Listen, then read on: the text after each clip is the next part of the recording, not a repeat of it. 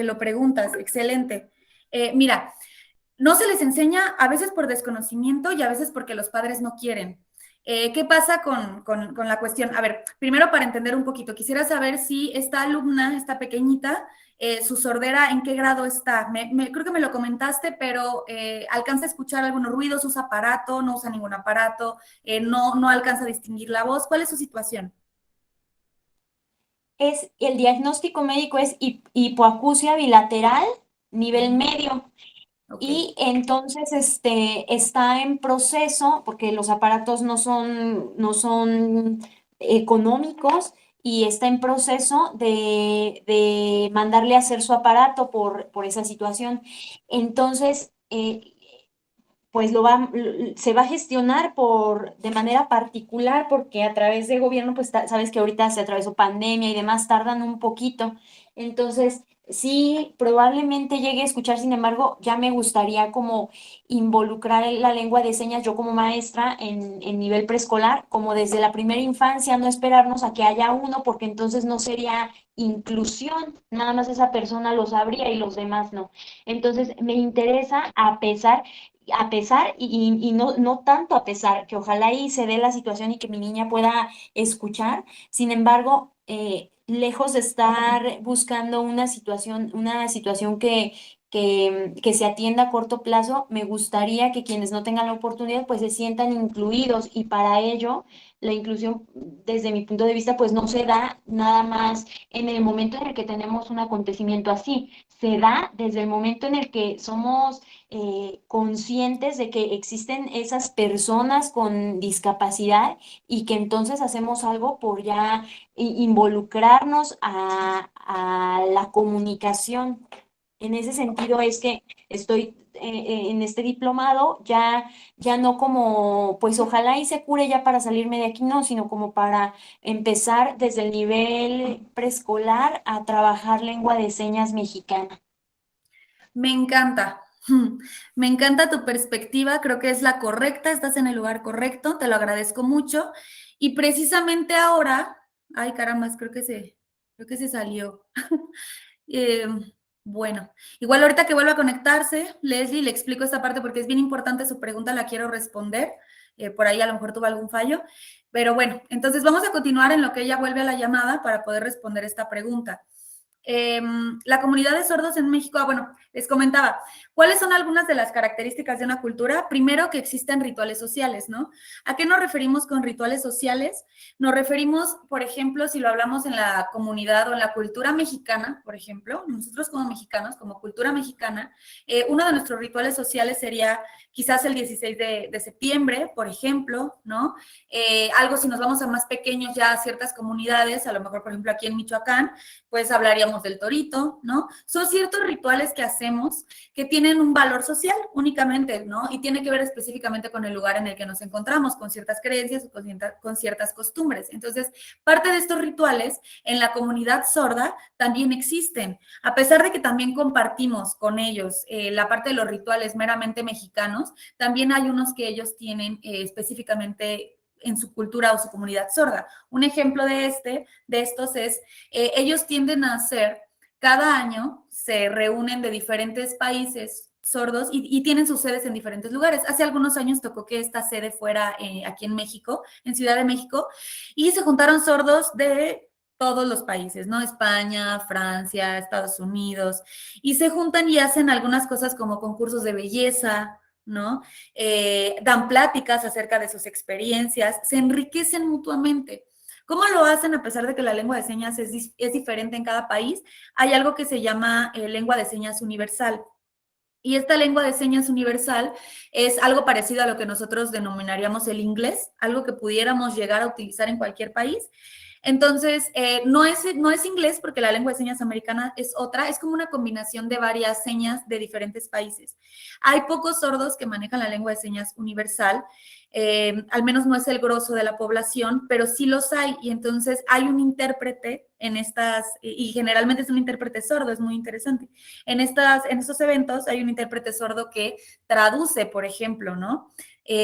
La lengua de señas, no sé, universal que están utilizando hacia la lengua de señas mexicana o a la lengua de señas americana o etcétera, ¿no? Entonces, también hay intérpretes sordos, eso es algo muy interesante. Esto es uno de los rituales que hay. Otro ritual que existe, por ejemplo, es que cuando uno accede a la comunidad sorda, te bautizan. Esto es independientemente de si seas sordo, oyente, intérprete o algún familiar de alguna de las personas sordas, ¿no? Este bautizo consiste en que, de acuerdo a tus características físicas, un rato ya después de haber convivido, características físicas o emocionales de tu personalidad, un rato después de esto, lo que ellos hacen es ponerte un nombre, o sea, es decir, tú tienes tu nombre, lo deletreas, pero ellos te dan una seña en particular para poderte distinguir y no tener que deletrear tu nombre cada vez que te hablan, ¿no? Entonces, por ejemplo, en mi caso, ¿no? Mi nombre es Maffer, pero tengo una seña particular, ¿no? Y esto depende, pues, les digo, de características físicas o de la personalidad. Hay quien, si es muy sonriente, quizás si se llama, no sé, digamos, un nombre Arturo, ¿no? Y es muy sonriente, pues la A de Arturo y con la sonrisa. Entonces, lo bonito de esto es que no tiene nadie una seña igual a la tuya, porque se basa en tu nombre y en características tuyas. Entonces, esto es un ritual también que ellos hacen y que es importante para ellos al momento de incluir a alguien a la comunidad. Entonces, bueno, esta parte es muy importante. Otra situación que se da, y del por qué lo denominamos cultura, es porque hay espacios de convivencia, por ejemplo. Esto, ¿cómo lo vemos en México? Pues porque México es un territorio en el que nos encontramos los mexicanos y entonces nuestro espacio es ese. Si hablamos inclusive a lo mejor de grupos indígenas, purépechas, pues sabemos que ellos se encuentran en un área delimitada. A lo mejor ya no tanto como antes, pero sí, sí es una realidad. ¿Qué pasa con los sordos? Pues que los sordos no tienen como tal un área o un territorio específico, ellos están pues en todo el mundo, ¿no? Pero sí buscan estos lugares de convivencia, como lo que les acabo de comentar, sí buscan reunirse, sí son grupos cerrados hasta cierto punto que puedes llegar a encontrar, ¿no? Entonces, bueno, esta es otra de las características. Y bueno, la construcción de una identidad a partir de la discapacidad. ¿Qué quiere decir esto? Ah, Leslie, ya volviste. Me gustaría ahora sí poder responder a tu pregunta. No sé, por ahí creo que tuviste algún problema de conexión, pero no quisiera dejarlo así. ¿Sí me escuchas bien? Sí, sí, perdón. No te preocupes, no hay ningún problema. Entonces, ok, ya que tú me comentaste acerca de la situación de esta pequeña, justo ahí está. A mí me encanta tu manera de pensar porque yo coincido totalmente y esa es la base para poder llegar a una inclusión real. De lo que tú hablas precisamente es de integración y es lo que a lo largo de todos los años se procuró, ¿no? Si hablamos, por ejemplo, de educación especial, el primer pinino hacia la inclusión fue la integración. Incluso no sé si llegaste a escuchar en algún momento de los grupos integrados, que eran grupos en escuelas regulares en los que metían niños con diferentes discapacidades, a todos los juntaban y a todos se les enseñaba exactamente lo mismo, ¿no? Entonces, esta parte, pues se dieron cuenta que no era inclusión, era integración. Ha ido evolucionando el concepto hasta el punto de comprender, inclusive podríamos hablar en la lengua de señas o en la comunidad sorda del bilingüismo, que sería lo ideal. Respecto a tu pregunta del por qué no se les enseña, muchas veces es por ignorancia por parte de los padres, pero tiene que ver mucho con el factor emocional. Si mi hijo nace sordo, yo lo que quiero es no privarlo del mundo, ¿no? Ese es el pensamiento. Entonces necesito oralizarlo. Y entonces se cae en el error de que queremos que el niño sea normal, y digo normal entre comillas porque responde a una normalidad en cuanto a la frecuencia, ¿no? Si hablamos de normalidad es algo que se repite constantemente, no algo que tenga ya una connotación positiva o negativa. La normalidad tiene que ver en estadística con aquello que se repite más, ¿no? Entonces, yo como padre de familia no quiero que mi hijo esté excluido, que sea parte de una minoría. Entonces, la solución que dan los médicos, inclusive con los terapeutas del lenguaje, algunos psicólogos, lastimosamente, docentes, es pues oralízalo. Y sí, a partir de poner aparatos, implantes cocleares, como mencionaba también Alejandra, pues se da la promesa de oro de que entonces la persona ya va a poderse integrar totalmente al mundo oyente. Pero esto es de cierta manera un error. ¿Por qué es un error? Porque depende del grado de sordera. Si es una hipoacusia, por ejemplo, en el caso de tu pequeña Leslie, de tu alumna, es bilateral, es decir, en los dos oídos tenemos una hipoacusia media. El aparato lo que va a generar es que quizás puedas aumentar en cierto porcentaje la audición de los oídos, ¿sí? Si es que habláramos de que el porcentaje de sordera en ambos sea el mismo. Si en un oído tengo un 35% de sordera y en otro tengo un 60%, los dos pueden entrar en un nivel medio, pero no se va a reparar igual con los aparatos, no sé si me explico. En este puedo alcanzar a tener máximo, en el de 35 quizás un 40 y en el de 70 quizás pueda alcanzar a tener una audición, no sé, quizás de un 35, ¿no? Entonces, ahí ese es el conflicto. Entonces, ¿qué pasa? Que esta promesa dorada pierde credibilidad porque no voy a lograr que el niño se integre totalmente.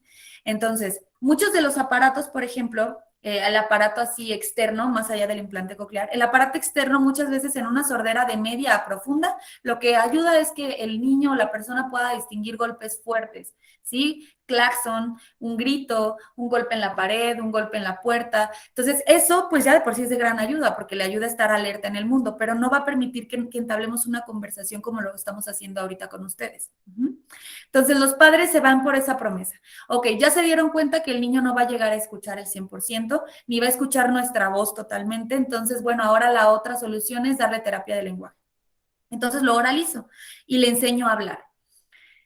Hace muchos años, cuando comenzó todo este tema de reconocer la sordera en el aula, el método más arcaico, pero más utilizado en Francia, era amarrarle a los niños las manos, porque antes de que la lengua de señas se estableciera como una lengua oficial, siempre el ser humano intentó comunicarse, siempre. Entonces tendía a, por ejemplo, en Francia los niños tendían a empezar a usar señas que creaban ellos para poderse comunicar. Cuando se dieron cuenta de esto los maestros, lo que hicieron era, de verdad, les amarraban las manos, los metían en agua fría. Eran usos y costumbres totalmente relacionados con la tortura, ¿no? Entonces, ¿qué sucede? Que después, bueno, ya se reconocen los derechos humanos, shalala, todo este cuento, ¿no? Pero siempre se ha tenido la creencia de que para que tú valgas lo mismo que yo necesitas hablar. Entonces, te llevo, como papá, te llevo, te oralizo, logro que digas algunas palabras, pero no te estoy incluyendo al 100% al mundo oyente. Entonces, ¿qué pasa con el sordo que no le enseñamos lengua de señas y solo lo oralizamos? Lo que va a pasar es que va a llegar un punto en el que no se va a sentir incluido en ninguna de las dos culturas, ni en la cultura sorda ni en la cultura oyente, porque no te entiendo a ti totalmente como oyente, no puedo llevar una conversación fluida y tampoco entiendo a los sordos porque nunca me enseñaste lengua de señas. Entonces, digamos que la identidad queda en un limbo y eso es muy negativo. Yo lo que recomiendo siempre, Leslie, Alejandra, las dos, es que haya un bilingüismo. Como padres de familia, sí es importante que lo oralicemos, porque desgraciadamente las personas, no toda la gente sabe lengua de señas, yo me atrevo a decir que es una cantidad, o sea, pero bien chiquitita. Entonces, cuando salgan al mundo, si hay alguna emergencia, si requieren algo, el hecho de que estén oralizados, pues les va a dar armas para poder enfrentarse al mundo, pero también que se les dé la lengua de señas, porque es a partir de la comunicación con el otro que la persona puede llegar a tener una identidad, puede llegar a conocer del mundo, puede tener herramientas cognitivas inclusive. Entonces, yo recomiendo las dos. Entonces, me encanta lo que estás haciendo porque creo que eso sería lo correcto, Leslie. Ahora el reto sería que los padres lo entiendan, que lo sepan, que tú estás queriendo enseñarle lengua de señas a la pequeña y que estén de acuerdo. Y que no se quede solamente en el aula, que la lleven a convivir con niños sordos. Hay instituciones que se dedican específicamente a enseñar la lengua de señas a niños sordos. Y eso yo lo recomendaría pues muchísimo. No sé si resolví tu duda, fue una explicación súper larga, pero no sé si era más o menos lo que, pues hacia dónde iba tu pregunta. Sí, sí, solamente que como escuché pues el comentario, dije, no vaya a ser que por querer hacer un bien, porque no conozco mucho del tema, desafortunadamente, porque todos los maestros deberíamos de conocerlo muy bien, pero como no conozco mucho y escuché el comentario, dije, no vaya a ser que esté haciendo un mal por querer hacer un bien, pero qué bueno que me lo comentas para continuar. Y además, es cierto, al final de cuentas, no podemos, me parece una falta de respeto que querramos que todos los niños sean iguales o bien que querramos que todos los niños escuchen o se comuniquen de la misma manera. Me parece que es hasta no sé, me parece una falta de respeto grande a la diversidad, a sus mismas características, como que si a mí me dijeran, es que no te, tú te vistes así, yo quiero que te vistas de esta manera, que es algo hasta superficial, yo me molestaría. Ahora imagínate aquellos chaparritos a los que queremos obligar para nuestra propia comodidad, porque ellos es lo que conocen, pero nosotros, como no conocemos esa parte, queremos obligarlos por nuestra pura comodidad para yo poderme comunicar con él, para no tener que aprender este lenguaje, para... Entonces, me parece que sí implica un problema grande ese cambio de conciencia. Yo con la mamá lo platiqué, le dije, señora, bueno, pues para mí requiere esto, yo no lo sé, pero me voy a poner a estudiar. Mm. Y también lo platiqué con la comunidad. De hecho, yo les comenté, yo no voy a ver absolutamente nada de otros temas mientras no aprendan todos los niños de mi salón lengua de señas. De tal manera que de una u otra manera todos tenemos que aprenderla, porque si no es si no lo hago así, de pronto los papás como que como no son ellos los del detalle, y quizá dijeran, ay, no, yo mejor me apuro a otros temas. Claro. Entonces, de manera, eh, yo sé que dicen, es que en el mundo y demás, no es que estamos exentos, no estamos exentos nadie a podernos quedar sin habla. Entonces, en ese momento sí vamos a querer que todos sepan. Es importante entonces ya desde ahora empezar como esa inclusión. Sí, por supuesto. Aparte, le estás otorgando a esta niña la posibilidad de relacionarse también con sus compañeros. Y como están chiquitos, tienes una gran ventaja porque todavía no están las etiquetas que nos encontramos en niveles posteriores. Entonces, muy probablemente, de acuerdo a cómo tú se los vendas, los niños van a estar fascinados con este aprendizaje.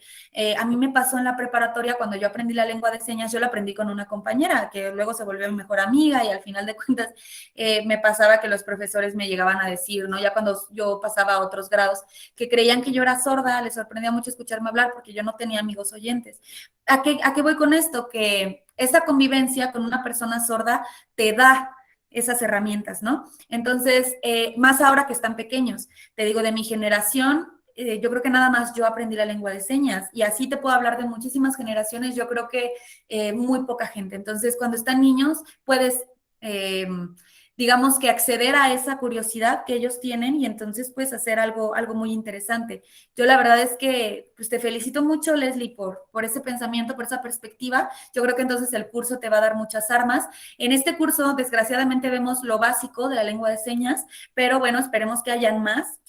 A mí me encantaría, ¿no? Lo podemos platicar con el doctor para ir avanzando con el nivel de la lengua de señas, ¿no? Entonces, esto estaría súper padre, pero bueno, de cualquier manera, pues vamos a continuar con todo esto y las dudas que salgan, pues así como ahorita, Leslie, espero que me las hagan, también Alejandra, que me las puedan hacer llegar, ¿no? Entonces, bueno, en esta parte de los rituales sociales, de los espacios de convivencia y de la construcción de una identidad, que esta última es imprescindible, que es justo y va relacionado a la pregunta de Leslie, eh, ¿por qué la sordera da identidad? El sordo no es como tal la sordera, pero sí es poder entrar a una comunidad en la que se comparten características, tanto características físicas, como lo es la discapacidad auditiva, como también características en cuanto a perspectivas del mundo. Uh-huh.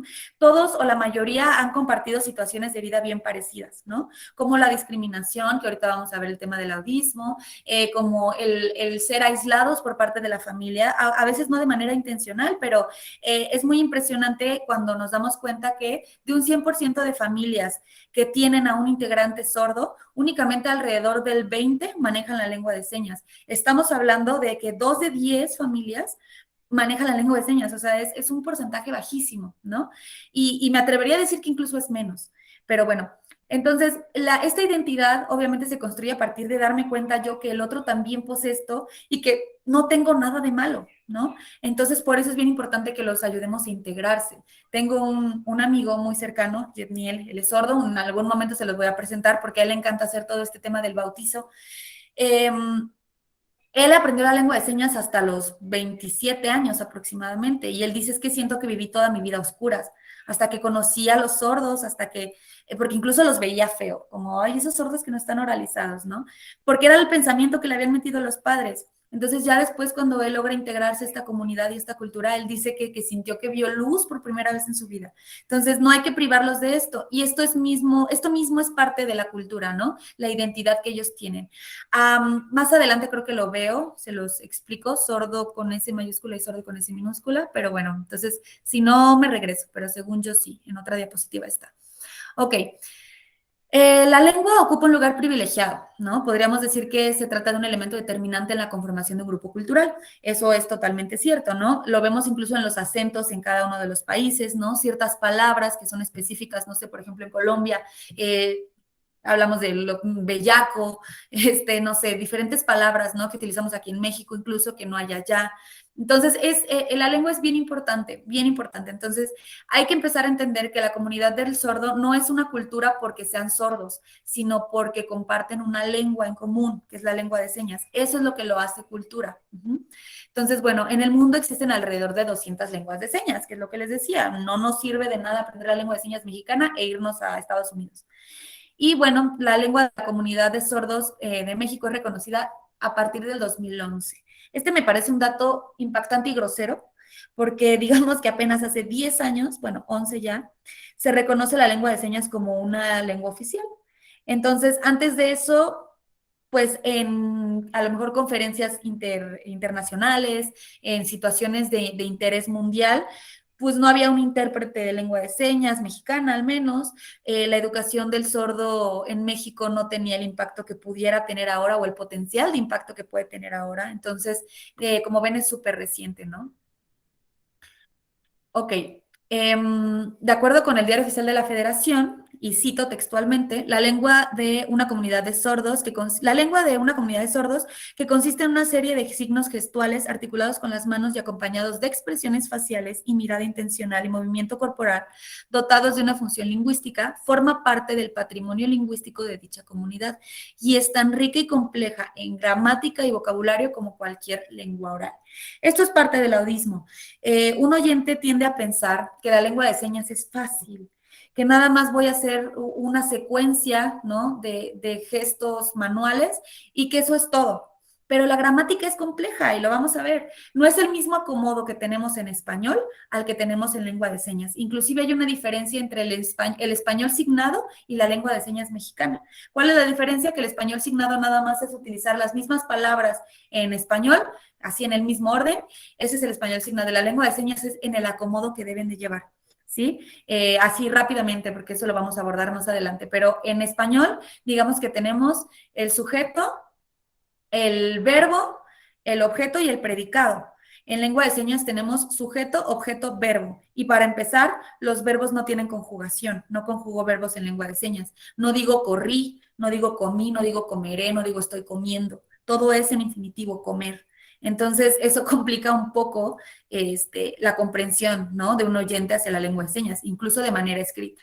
Entonces, todo eso es algo que tenemos que conocer. Por eso mi afán de que veamos también la parte teórica, no nada más la parte práctica. Ok.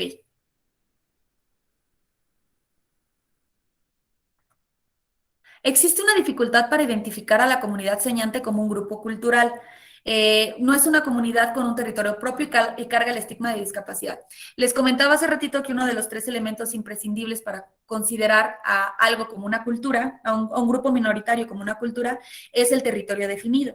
En el caso de México lo tenemos, en el caso de Colombia, en el caso de algunos grupos minoritarios como lo es los indígenas, sabemos en qué partes se encuentran, ¿no? En el caso del sordo, pues no tienen un territorio específico, se encuentran por todo el mundo. Entonces, esto dificulta que se les identifique como comunidad y que se les dé el respeto y la importancia que se le da a cualquier otra cultura o comunidad. Y aparte, pues carga con el estigma de la discapacidad, ¿no? Únicamente los vemos como sordos y lo primero que pensamos es, pues son sordos y ya. ¿No? No escuchan y listo, y no nos damos cuenta de todo el bagaje, de toda la riqueza cultural que tienen. Es bien interesante y lo vamos a ir analizando. ¿Ok? En Estados Unidos, la lucha por la educación de los sordos en su propia lengua ha rendido frutos. En Estados Unidos sabemos que van más adelantados que acá por varios años. Y bueno, la revolución cultural que inició con la fundación de las escuelas para sordos desde finales del siglo XIX permitió que oficialmente se distinguiera entre sordo y sordo con mayúscula. Esta es la parte que les decía, súper interesante y es bien importante que la tengamos clara. ¿Cuál es la diferencia entre sordo y sordo? Bueno, el sordo con S mayúscula es un integrante de la comunidad sorda, es decir, es un sordo que sabe lengua de señas y que por ende pertenece a la cultura y entiende toda la perspectiva que tienen del mundo, entiende absolutamente todo, está inmerso en esto. Y el sordo con S minúscula es aquel sordo que solamente tiene una discapacidad, pero no sabe lengua de señas, entonces no comparte una cultura. ¿Estamos de acuerdo en eso? Entonces, ¿qué pasa? Un sordo al que no le enseñamos lengua de señas va a ser solo sordo con S minúscula. Uh-huh. Esto es identidad. El sordo se siente orgulloso de ser sordo con S mayúscula y rechaza el ser sordo con S minúscula. ¿Qué pasa con los aparatos? Mm, Pasa algo bien interesante. A pesar de que los papás quieren que el sordo utilice aparatos, por ejemplo, el implante coclear, va a haber un rechazo de la comunidad de sordos hacia esta persona que tenga este implante o que tenga los aparatos y desgraciadamente terminan por dejar de usarlos cuando no le ven una gran ventaja, ¿no? Cuando el aumento de audición es realmente, pues importante, pero no al grado de poder entablar una conversación, como lo es la hipoacusia media o profunda. Entonces, hay un rechazo de la comunidad de sordos porque tienen este pensamiento de, o sea, te estás poniendo un aparato, te estás poniendo, te estás implantando, ¿no? Algo que te ayude a escuchar porque no quieres ser sordo. Entonces no perteneces a nosotros, porque nosotros sí nos sentimos orgullosos de ser sordos. Entonces es algo bien interesante y bueno, desgraciadamente es un fenómeno que se da y termina por hacer que los chavitos boten el aparato. Me pasó en La Salle con uno de mis alumnos, eran dos hermanos y los dos sordos. Bendito sea Dios, la mamá tenía, bueno, el abuelo, ¿no? El padre de la mamá, era aguacatero, entonces tenía el medio económico para pagarles una cirugía y se las pagó a los dos y fue carísimo, o sea, es terriblemente caro, entre la cirugía y el aparato y luego la batería y las implicaciones que tiene. Y el chavito se lo terminó quitando, primero porque no aguantaba el dolor de cabeza, segundo porque la calidad de vida disminuye de manera muy importante y tercero por el rechazo de la comunidad. Entonces terminan por votar, ¿no? Entonces esa parte pues también es importante que la tengamos en cuenta. Para que no nos sorprenda y se lo podamos explicar a padres de familia, porque a mí llegaba la mamá y me decía, por favor, convéncelo de que lo utilice. Y yo decía, señora, es que no puedo. O sea, la realidad es que no puedo porque tiene otras implicaciones, ¿no? Yo hablo con él, pero no le garantizo nada. Ok, la lengua de señas mexicana en el censo del 2010 reportó que en México habían 694,451 personas con problemas de audición. ¿Ustedes creen en esta cifra? La realidad es que es difícil saberlo, porque a veces nada más en los censos se pregunta si hay una persona con sordera o no, pero no se pregunta si hay una persona que sepa lengua de señas, ¿no? O de manera contraria, como se los comentaba ahorita también, ¿no? Puede ser una persona que sea sorda, pero no sabe la lengua de señas. Entonces aquí está por eso, no existen cifras oficiales sobre el número de personas que puedan usar lengua de señas. Uh-huh. Y bueno, Boris Friedman Mintz en 2001 propuso que los usuarios nativos de lengua de señas pueden ser entre 49,000 y 195,000. A mí este margen me parece una burla porque es un mundo de diferencia entre cada uno de los extremos, ¿no? Entonces, nada más me habla precisamente de que falta seguridad en cuanto a la cifra real que existe. Y aquí está el tema de la diferencia entre sordo y sordo. Uh-huh. Muy bien, ¿hasta aquí tienen alguna duda? No, todo muy bien. Perfecto, muy bien. Entonces voy ahora a proyectarles la otra presentación. Mm,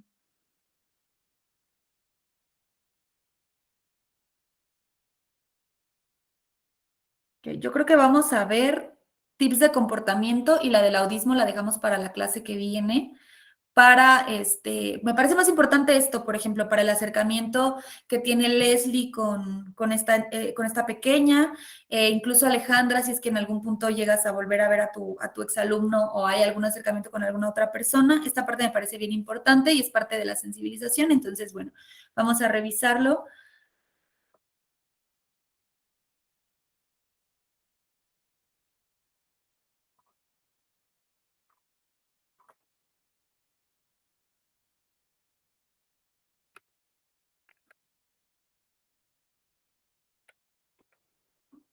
Muy bien.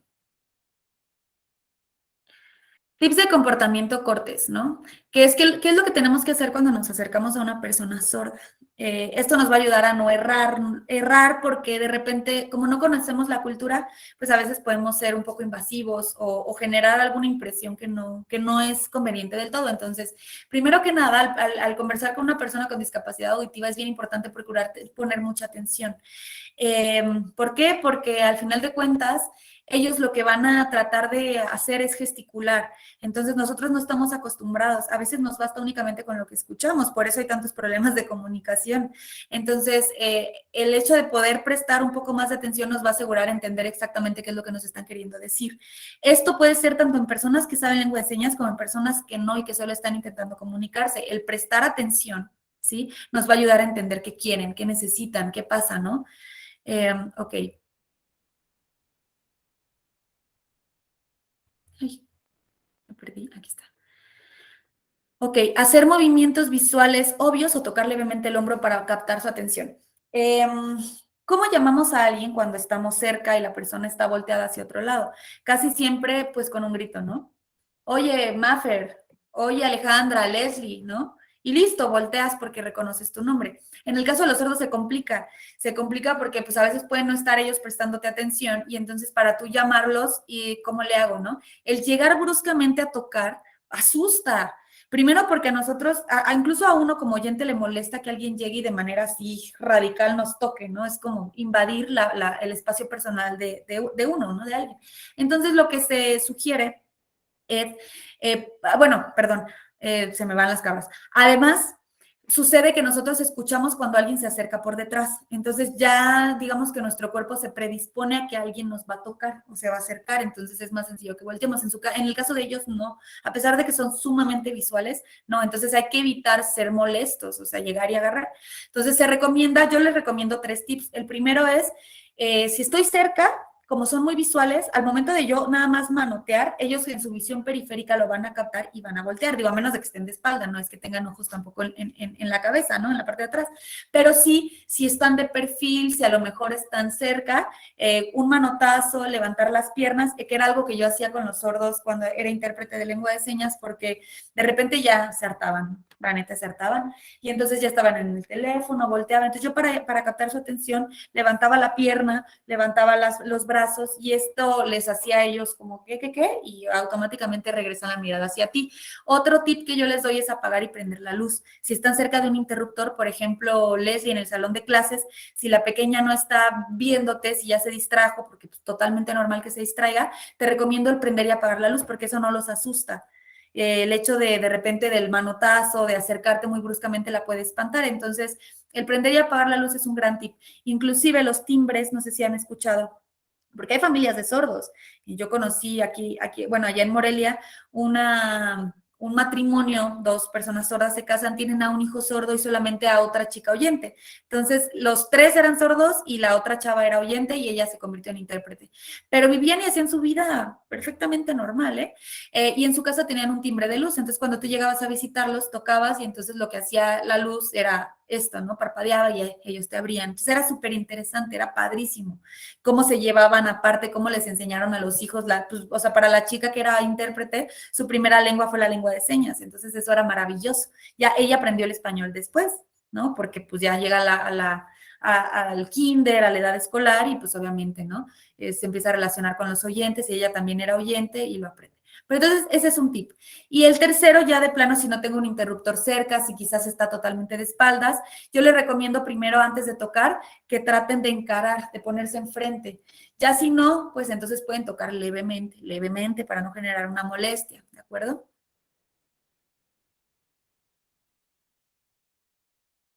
Ok, al conversar con él, articula claramente, pero evita exagerar, no es necesario. No porque yo abra así la boca, ya me vas a entender. Y al contrario, eso es grosero. O sea, el sordo va a ser como, bueno, como, adelante, Leslie, adelante.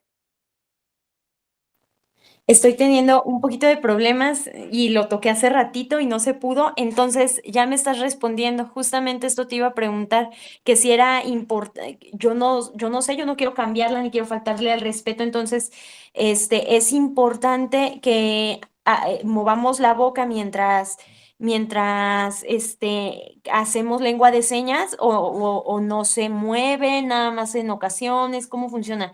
Y por otro lado, también preguntarte, este, el uso del cubrebocas, estamos en pandemia. Yo uso cubrebocas y no se ve mi boca y he estado tentada pues a usar algún tipo de cubrebocas transparente que me imagino que es importante, sobre todo por tu expresión.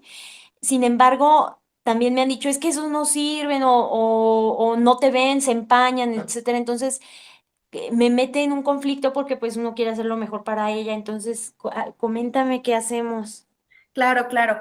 Mira, de la primera pregunta del tema de que si se articula cuando uno está señando, sí, sin ningún problema. Y eso en realidad es muy el estilo de cada intérprete. En mi caso, yo soy muy gestuda y yo incluso las palabras, a veces no es necesario. Es muy necesario cuando el sordo está oralizado. En este caso de tu pequeña, como ella apenas va a aprender, puede servir, puede ser que tú al mismo tiempo de que le enseñes lengua de señas, la empieces a oralizar. ¿Cómo? No sé, por ejemplo, agua, ¿no? Le enseñas la seña de agua y aparte agua. Ajá. Eso le puede ayudar a ella a relacionar un concepto con otro, porque ella está desde cero. Entonces, esa parte sería súper importante. No tiene nada de malo. Por eso dice aquí, ¿no? Al conversar con él sí articula claramente, pero no sin exagerar. O sea, la idea no es como hacerlo demasiado grande y lento, porque entonces el sordo se desespera. Es como de, oye, o sea, pues tampoco estoy tonto, ¿no? A mí me han dicho así, o sea, cuando algún profesor se acercaba y, oye, es que me molesta que me diga las cosas así porque no estoy tonto, no porque hable lento y grande, voy a entenderlo, o sea, articúlame claramente, quítate cosas de la boca, para yo poder verte. Esto funciona mucho con sordos oralizados, cuando tienden a leer los labios de algunas palabras nada más. Si el sordo no está oralizado, no tiene mucho caso, porque únicamente se va a ir a las manos. Pero sí es importante que no haya nada aquí, porque la expresión no se lee. A pesar de que hay personas que podemos ser muy expresivas con los ojos, no es igual. Durante la clase pasada, yo les mencionaba, no recuerdo si fue la pasada o la antepasada, pero yo les mencionaba que la lengua de señas se conforma por dos grandes elementos. El primero es la seña como tal, lo que yo hago con mis manos. Y el segundo es el tono. El tono no es otra cosa, como por ejemplo nosotros en el caso de la voz, la palabra y el tono, para saber si alguien está enojado. El tono en la lengua de señas es la expresión que yo tenga. Entonces es bien importante porque no es lo mismo que yo te diga, puedes venir por favor, ¿no? En lengua de señas, a que yo te diga, ven por favor. Entonces te lo estoy diciendo de una manera diferente y mi cara juega un papel bien importante. Entonces sí es bien importante que cuando interpretemos, a mí me pasó en una ocasión que interpreté una campaña, no recuerdo si fue de Carlos Torres Piña o de quién fue que me solicitaron que fuera. Y entonces obviamente pues los protocolos de seguridad en todas estas como conferencias o aperturas de campaña son muy estrictos y me tocó usar cubrebocas, no me lo dejaban quitar, a pesar de que yo le decía a la persona encargada de seguridad, oye, necesito quitármelo, ¿no? No me lo quité y hubieran visto el revoltijo que se hizo en redes sociales. O sea, fue como de cómo es posible que no hayan dejado al intérprete quitarse, no te entiendo, o sea, se hizo un relajo. Entonces, yo sí recomiendo, Leslie, que en la medida de lo posible puedas utilizar algo que no te cubra los gestos. Es súper importante, porque aparte tú le vas a enseñar a ella está desde cero y le tienes que enseñar la importancia de la congruencia entre gesto-seña. Entonces, inclusive el que tú articules, que lo hagas divertido, a ella le va a ayudar a saber que se puede expresar. Entonces, esa parte es bien importante. No sé si la aclaré la duda. Sí, perfecto. Muy bien. Entonces, habla con normalidad, a menos de que la persona te pida que lo hagas más lento o más fuerte. Difícilmente te va a pedir que lo hagas más fuerte, porque casi siempre cuando hablamos del aprendizaje de lengua de señas, hablamos de una sordera media o profunda, entonces hacerlo más fuerte no hace ninguna diferencia. Pero puede ser que si tú no manejas la lengua de señas y te tienes que comunicar con alguien únicamente como oralizando, a lo mejor te puede pedir que lo hagas más lento. Eso sí, o ahorita, por ejemplo, en tu caso, Leslie, que le vas a empezar a enseñar, ella te puede pedir que vayas más lento y sí, hay que adaptarnos. Pero si no, es hablar con normalidad. Más cuando está un intérprete, a mí me pasaba mucho este tema y es precisamente ignorancia. Yo me sentaba enfrente del sordo, el oyente se sentaba junto a mí para poder ver al sordo, y entonces hablaba y decía una frase y paraba para esperar a que yo terminara. Y decía otra frase y paraba a esperar a que yo terminara. Entonces yo le decía, puedes continuar. porque yo voy al mismo tiempo. O sea, por esa parte no hay problema. O sea, hay algo que se llama economía gramatical, que implica que 5 palabras que nosotros decimos en español son únicamente 2 señas o 3 señas. Entonces eso hace que se pueda cortar la frase para que yo pueda ir al mismo ritmo. Entonces por ese lado no hay ningún problema, ¿no? Entonces esto es importante que también lo entendamos. Ok, habla de frente, no de lado ni detrás. Esto pues es súper importante, es lo que les decía, ¿no? Si yo estoy aquí al lado, a lo mejor la persona, pues aparte de que va a estar volteando el cuello y yo también, pues mejor siéntate enfrente, que era algo que yo hacía cuando empezaba, cuando apenas empezaba a aprender la lengua de señas, yo me sentaba enfrente de Marilyn, se llama Marilyn. Y así es como podía entenderla mejor un poquito, podía entenderla un poquito mejor, perdón. Ok. Si la persona sabe leer los labios, evita taparte la boca o desviar la mirada. ¿Mm? Para ellos, la mirada es el indicador de que seguimos en la conversación. Si yo estoy hablando contigo, por ejemplo, nos pasa como oyentes, estamos platicando y de repente yo agarro mi celular y te digo, sí, te estoy escuchando. De por sí no es algo muy, digo, a mí no me encanta, ¿no? Yo siento que la persona no me está escuchando, pero para los sordos es todavía más importante. El hecho de yo desviar la mirada es automáticamente entendido para ellos como se acabó la conversación. Entonces es bien importante que lo evitemos. Si la conversación sigue, hay que estar con la mirada atenta y no nos tapemos la boca, estar con un lapicero mordiendo, no mordiéndome las uñas y yo tratando de hablar con él, no. O sea, todo limpio, todo perfectamente bien para que se entienda. Aquí está lo que les decía, mantén siempre en contacto visual, de lo contrario, la persona sorda pensará que la conversación ya finalizó. ¿Ok? En caso de no comprender lo que la persona intenta decir verbalmente, pregúntale si desea escribirlo. En estos casos estamos hablando de cuando no sabemos todavía nada de lengua de señas y nos vamos a acercar con una persona sorda.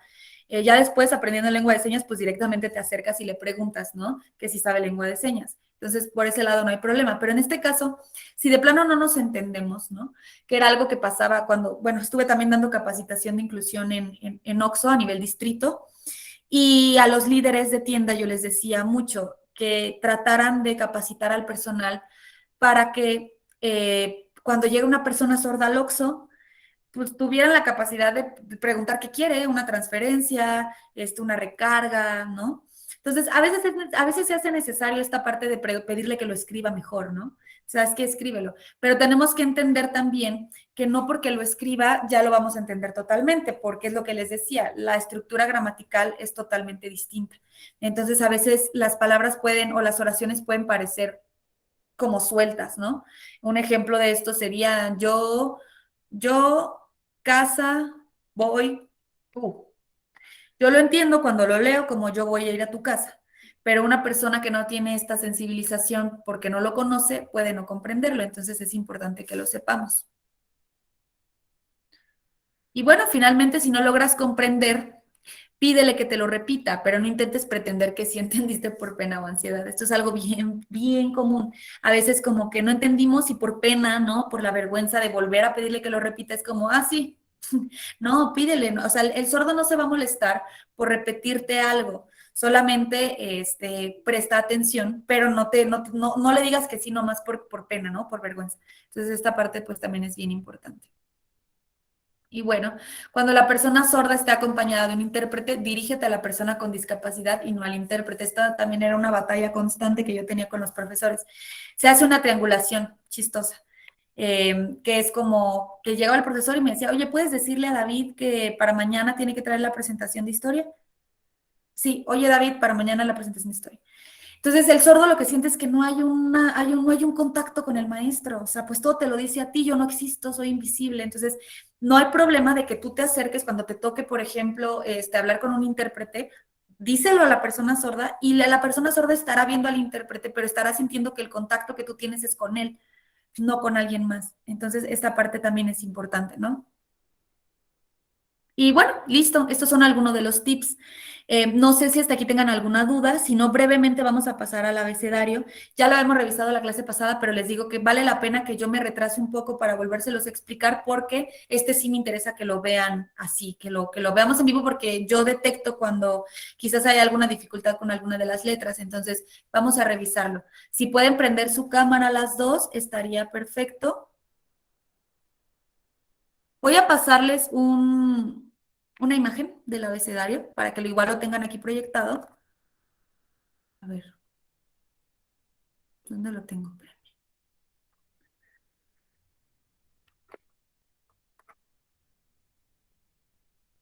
Ah, aquí está.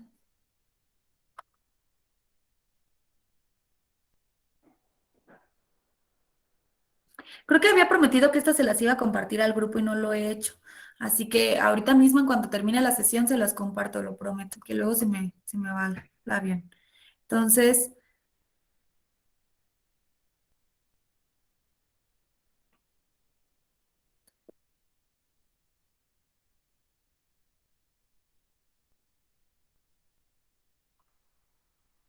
bien. ¿Alcanzan a ver bien las letras? Ay, ¿qué hice? Es al revés. ¿Sí? Ok, perfecto. Entonces, vamos a empezar. ¿Sí? Brevemente. Ok, empezamos con la letra A, ¿sí? A. Bueno, es bien importante entender que no importa con qué mano lo hagan al inicio, es con la que ustedes se sientan más cómodos. La idea después con la práctica es que lo puedan hacer con las dos manos sin ningún problema. Porque al final, cuando se empieza a complejizar todo esto, hay algunas señas que requieren el uso de ambas manos. Ahorita para iniciar no hay problema, ¿no? Con la que se sientan cómodos. Hay algunas letras, la mayoría son con mi palma hacia el frente, pero hay algunas que pueden girarse. Les voy a indicar cuáles son para que no haya confusión. Entonces, empezamos con la letra A, igual como sea con cualquiera de las dos. Ajá. Como ven, mi pulgar, está abierto. Luego la B, bueno, ahorita después les voy a mostrar cómo tienen todas como cierta, como que fluyen, ¿no? Pero bueno, la letra B es que mi pulgar lo meto y mis dedos los estiro. Entonces es B, ¿ok? Ajá, muy bien, sí las alcanzo a ver. Ok, B. C, de lado, exacto, este es de lado.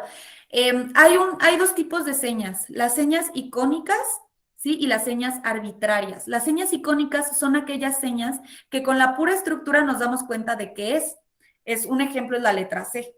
Si vemos así la C, pues nos imaginamos una C. Una seña arbitraria sería la A, porque la A no se parece a la A que nosotros conocemos simbólicamente. Entonces, ok, ni tampoco la B. C.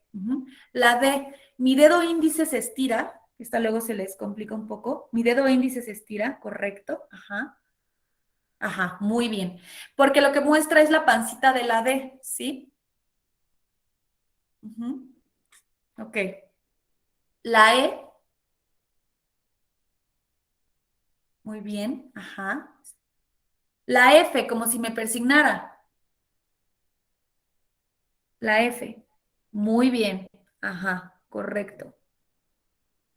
Perfecto, muy bien. Entonces, A, B, C, D, E, F.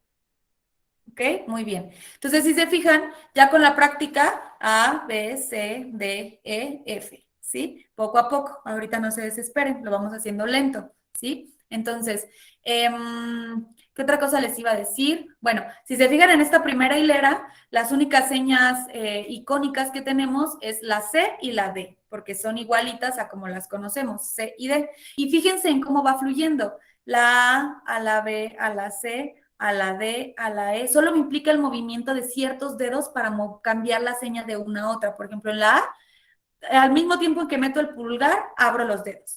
De la B a la C, solamente abro y los hago bolita. De la C a la D, únicamente bajo estos y estiro el índice. Y de la D a la E, los abro. De la E a la F, únicamente estiro y el pulgar lo llevo aquí. Entonces, si fijan, lleva cierta fluidez, fluye, ¿sí?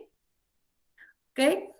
Entonces, ok, A, B, C, D, E, F. La G se contrapone así, pero la G es como una pistolita. Si se fijan, esta no va hacia el frente, esta va hacia mí, ¿sí? Lo que muestro aquí es el dorso de mi mano. La H, lo único que hacemos es agregar un dedo más. G, H. Muy bien. Entonces, G, H, la I es icónica. Volvemos a lo icónico. Muy bien, Alejandra, perfecto. I. Y la J también porque la voy a dibujar. La dibujo en el aire. J, J, ajá, J. Entonces, F, ajá, muy bien. G, H, agregando uno más. Y J, J. Solo la dibujo con mi dedo meñique, J. ¿Mm? La K, fíjense bien la K, es como si fuera una tijerita, ¿sí?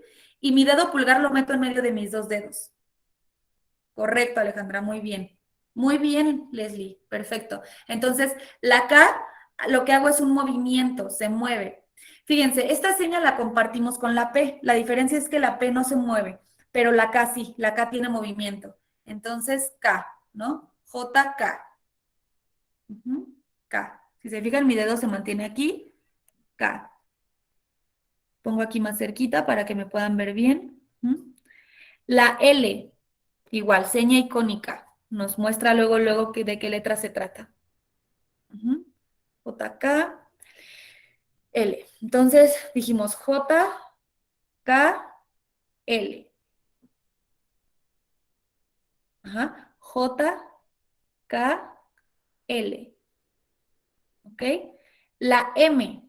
Tengo, fíjense, imagínenla, porque no es tanto así, pero imagínense aquí cómo viene la M, nada más que es con mis deditos juntos. ¿Sí? Son estos tres dedos, pero hacia abajo. Falta el índice. Ahora el chiquito, ¿son los tres? Ajá, exactamente, Leslie. Pero ciérralos. Muy bien. Ahí, ajá, M. Ujú, M. La N es muy parecida, no tenemos que cambiar toda la configuración de la mano, pero el dedo, no sé cómo se llama creo que es el anular, pero también lo guardamos y nada más nos queda estos dos, ajá, M, N. Fíjense, la ñ es igualita, pero la vamos a mover.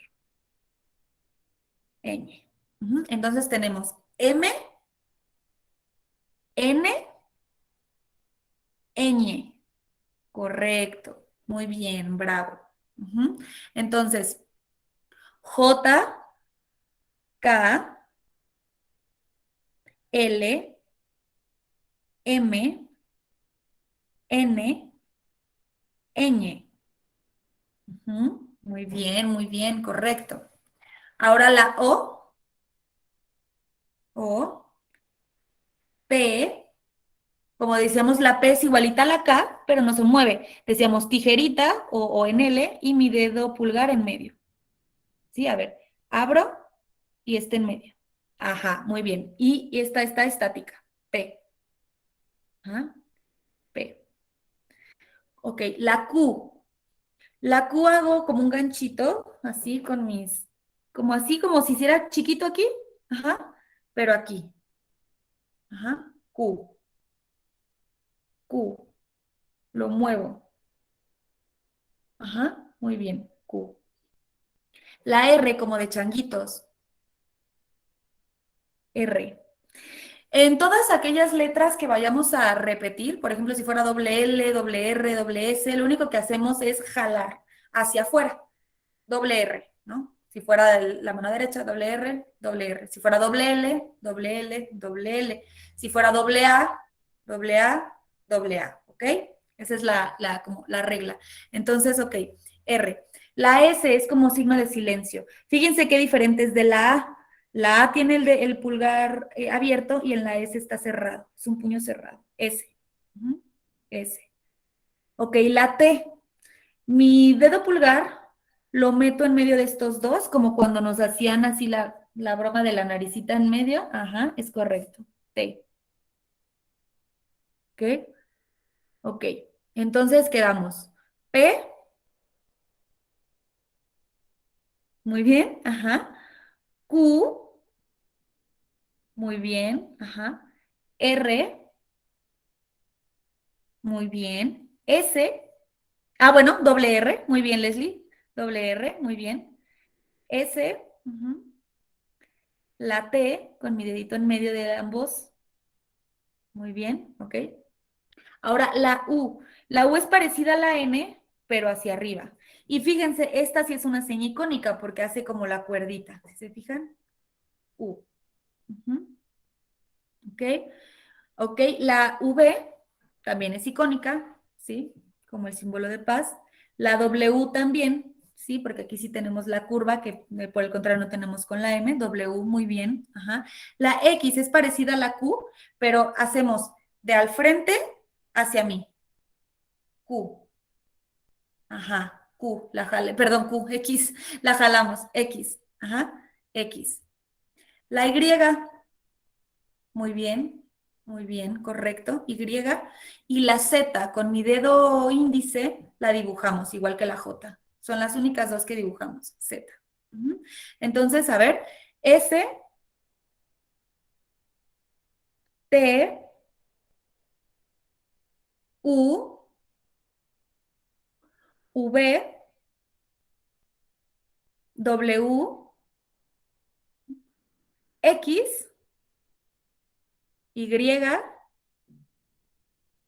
y Z. Muy bien, chicas, felicidades. Entonces, miren lo que vamos a hacer. Les voy a mandar esto al grupo. La tarea para la siguiente sesión es que ya lo tengan bien repasado, porque se van a presentar con su nombre completo con esto y quiero verlas más o menos fluidas, ¿de acuerdo? Entonces, tenemos 15 días. Yo creo que 15 días es bastante. Con mis alumnos, cuando es semanal, me pongo menos exigente, pero en el caso de ustedes, yo creo que 15 días está bastante bien. Entonces, repásenlas. Si tienen alguna duda, ahí estoy pendiente, pero la idea es que la siguiente sesión ya tengamos esto fluido. ¿Por qué? Porque a mí el abecedario me ayudó muchísimo a decir, por ejemplo, ¿no? Lo básico. ¿Cuál es la seña de? Que esta es la seña de seña, ¿no? Entonces yo le decía, ¿cuál es la seña de computadora? ¿No? Por ejemplo, cuando aprendí, entonces ella me decía, computadora. Ok, entonces ya me la aprendí. Entonces, eso, por eso es la base, les va a ayudar muchísimo para esto. Entonces, Leslie, incluso tú puedes empezárselo a enseñar a tu pequeña. Entonces, con eso repasas. ¿Va que va? No sé si tengan alguna duda de la sesión o alguna inquietud. Por mi parte sería todo. Y nos veríamos hasta dentro de 15 días. No, todo bien, todo bien. Gracias, Fer. De nada. Entonces, les mando esto por WhatsApp y por ahí tienen el encargo de estudiarlo, ¿vale? Ya la siguiente sesión nada más vemos 2 temas teóricos y a partir de ahí ya todo es práctico para que podamos avanzar. ¿Va que va?